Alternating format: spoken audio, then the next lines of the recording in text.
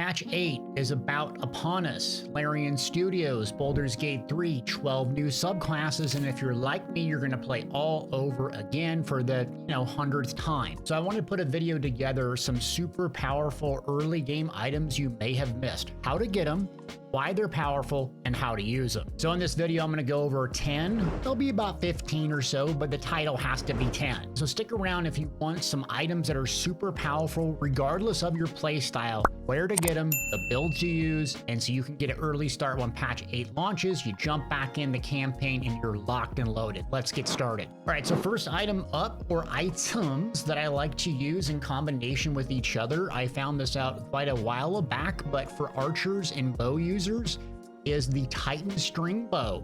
Titanstring bow, one of the strongest bows overall in the game. You can find it in Act 1. The reason it's so strong is this weapon deals additional damage equal to your strength modifier. So you can use elixirs to increase your strength modifier, like Elixir of Hill Giant Strength here.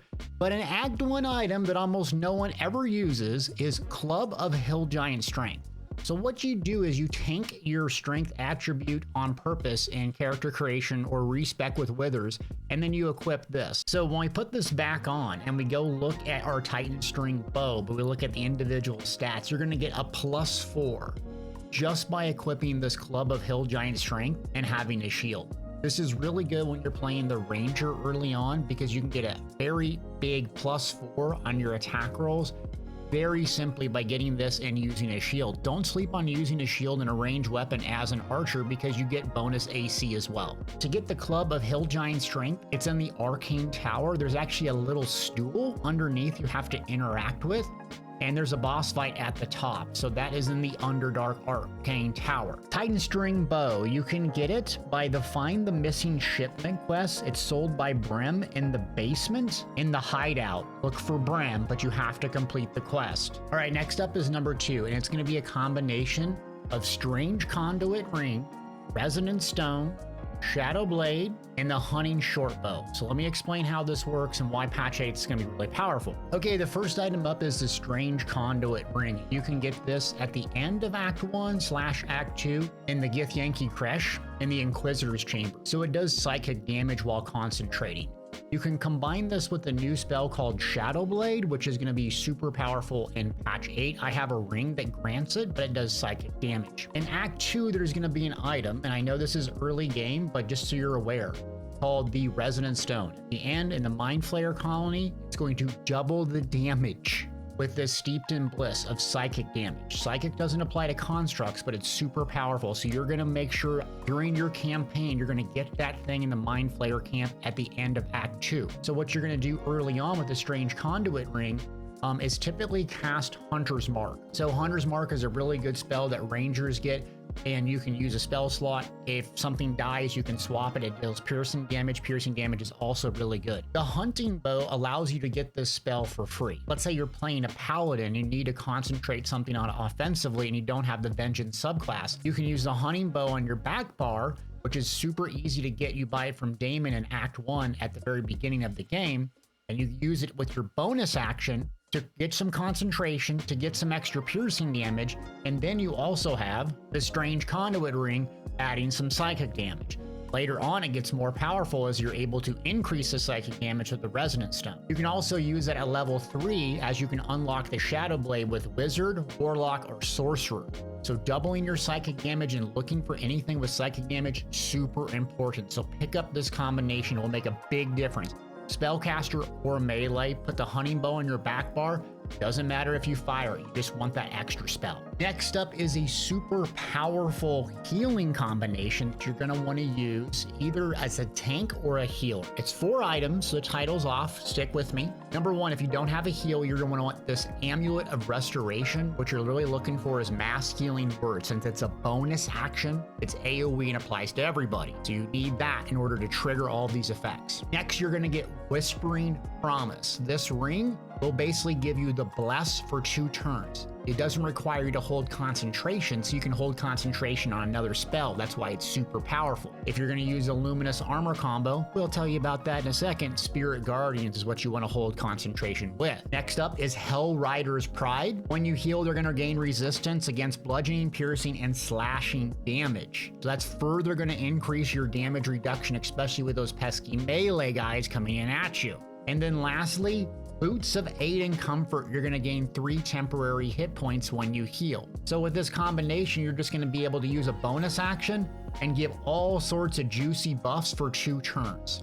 Doesn't require concentration. You can get it right away in Act 1. It's AOE, applies to everybody, and you can also use it as a tank, healer, or even a DPS if you just throw that amulet on. So the centerpiece is the Amulet of Restoration. This is an Ebon Lake Grotto. It's sold by the Bone Cloak in the Underdark. This is a gold dwarf trader. So you gotta have that mass healing word. So next up is Hell Rider's Pride. It's carried by Zelvor, so you can get this by looting him, buying it, stealing it, or earning it as a reward for this investigation quest early in Act 1. The Whispering Promise Ring is sold by Grat the Trader in the Goblin Camp, or sold by Volo at the Sacred Pool. Very easy to get. This is like your #1 priority for Shadowheart if you're healing with her. Next up is Boots of Aid and Comfort, also sold by Grad or whatever, the trader in the Goblin Camp. So save your early gold for those 2 items. Next item up is the Flanor Eluve. Probably pronounced that wrong, I'm sorry. What it comes with is 2 weapon actions. You're gonna hit it, and then it has Sing or Shriek. So when you hit Shriek, what it does is it gives you this red aura around you. And so any critters in here, you can see they're just moving away as they're become debuffed. This debuff is going to do a 1d4 penalty to saving throws for mental. It's also going to deal additional 1 to 4 thunder damage. And that 1 to 4 thunder damage applies to every tick. Why that's relative, if you upcast a magic missile and it shoots 4 or 5 times, every time it's hitting with that thunder damage. There's also ways to increase thunder damage and some other effects like reverberation as well. So this sword is a long sword. You can use it in your main hand as a 2-handed, or you can use it as a offhand in a shield. It's extremely powerful. You can give it to someone else that's going to be a frontline melee character that may just be a spellcaster, but in melee range just as a mechanic to debuff the enemies. It also lasts for 5 turns.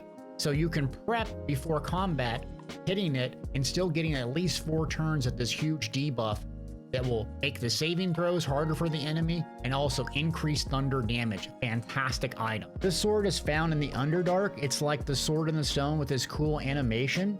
It's at X116Y-192. Pull it out and use it. You'll love it. Next up, we're going to do 2 items together. Gloves of Belligerent Skies and Luminous Armor. This is a combination you can use pretty early in the game. It's devastating. So what you're going to need to do is have some source of radiant damage. Typically a cleric can do this, or you can get it access to a lot of different spells and ways, but typically Shadowheart is your main bread and butter. So it's medium armor, you're going to equip it. There's also luminous gloves that will stack this effect. And the effect that you're going after here is this radiant shockwave, which deals radiant orbs.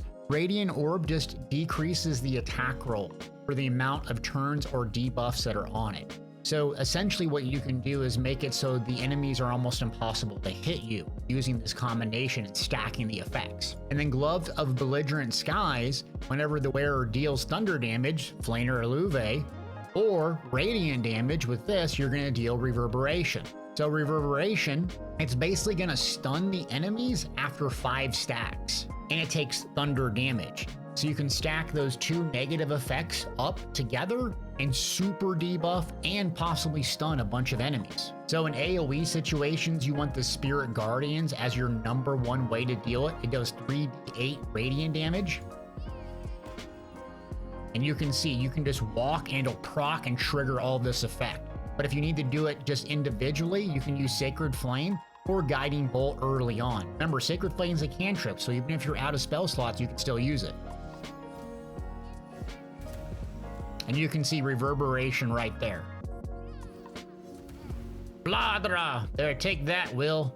You gotta use this combination early on as a mega debuff. You can also use the one I showed you a bit earlier with the heal on one character and this radiant damage / thunder damage Alluve combination on another, and have super debuff potential. Luminous armor is going to be found at the Lunanite outpost in the Underdark. Gloves of Belligerent Sky is going to be found at the Githyanki Creche inside the Inquisitor's chambers. Next up is a Greatsword found in Act 1 that's very helpful early on because it deals AoE damage. So it's a rare +1 slashing, but the thing about it that's nice is this action here, Colossal Onslaught.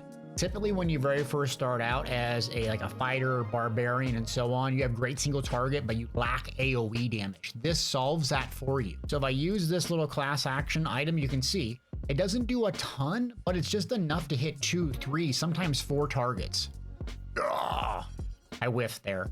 As you can tell, it's a different greatsword than the typical Everburn Blade or the Justice one that will do a little bit of AoE in a pinch when you need it. You can find that in the Grimforge. It's sold by Corsair Raymond.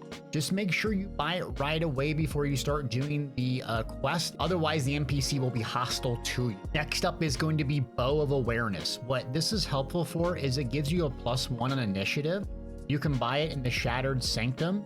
So that's by the Goblin Camp early in Act 1 by Rona Moonglow. And that +1 initiative is helpful to put in a back bar for someone like Shadowheart, who maybe have low dexterity and goes last in the turn order. This will just help her get in, or another character with low dexterity get in combat order earlier. So if there's nothing on their back bar, just buy this item to get that +1 initiative. Even if you have no plans on shooting the bow, use your brain, get a +1. Now, just as a helpful other bonus tip, because I'm being so helpful today, not to brag, look for Hell Rider's Longbow in Act 3. This is sold by Ferg and Rivington. Just do not bring Shadowheart to talk to him, and you can buy this right away.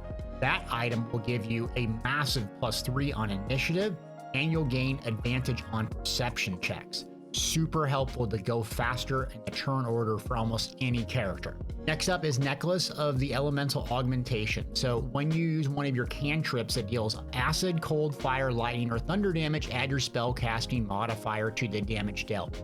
This essentially is an entire build focused on the Ice Sorcerer using the Ray of Frost cantrip, stacking Charisma. This entire build centers on that cantrip because you can twin spells. And with this, adding your modifier, you can do a tremendous amount of damage, and there's also a staff in Act 1 that pairs well with it. That's the Quarterstaff of Morning Frost. Also in Patch 8, there's a new cantrip called Booming Blade that's thunder damage as well. It will interact, but keep an eye on that in Patch 8. You can get the Necklace of Elemental Augmentation in the Githyanki Creche as well inside the Inquisitor's Chamber. There's, I think, 13 or 14 items we've mentioned in there, so make sure to get all that stuff before you exit that area. So to get the Morning Frost, it's a bit more complicated. There's 3 items that you're going to have to make that are carried by 3 Drought Mages. Icy Crystal, it's going to be found near the Sasser Tree. Icy Heave, it's going to be found in the Salonite Outpost. And then Icy Metal is going to be found on a pale corpse in the Myconial Colony. Next up is Brood Mother's Revenge. This is a bit harder to get a hold of. It's in the Inner Sanctum, carried by Kagla's body in the Emerald Grove. So shocker, spoiler, you might have to nuke her to get this. Whenever the wielder is healed, their weapon is going to be coated with magic and deals an additional 1d6 poison damage. The reason this is helpful as an amulet is you can basically just heal yourself with Healing Word or a potion or a good berry or something else and get a little bit extra poison damage. That goes a long way, especially at the very beginning of the game. Bonus item, since we're on like 700 items so far, but we're gonna stick to the 10 because, you know, it's YouTube. This Deathstalker Mantle. If you haven't played Dark Urge Origin Story yet, I highly advise it. Number 1 for honor mode playthroughs or just for fun factor. I don't like typically evil playthroughs. This makes an enormous difference in your survivability. Once per turn, when you kill an enemy, shroud yourself and darkness become invisible for 2 turns. I'm telling you, on a ranger multi-class, this will carry you, and this is what allows me to solo a lot of the content, is this Darkstalker Mantle. Also in Act 1, you can get Elixir of Bloodlust as well. So you can kind of pair those 2 together while being invisible is super helpful, as you can peel back or get a little bit extra damage as well, attacking from stealth. So playing solo or super hard honor mode difficulty, gotta try Dark Urge story. It is very different. It is very dark, but it's worth it just for this specific item. Trust me. Well, gang, that's the video. Hope you got something out of this. Check the links in the description if you want like guides on where to get these individually on my website, Deltiasgaming.com. BG3 patch 8, can't wait to start again, see what those new subclasses do, and just enjoy one of the greatest games of all time. Thumb up. Leave me a comment so the algorithm pushes this video to other people, and I'll keep making BG3 content. Thanks for watching.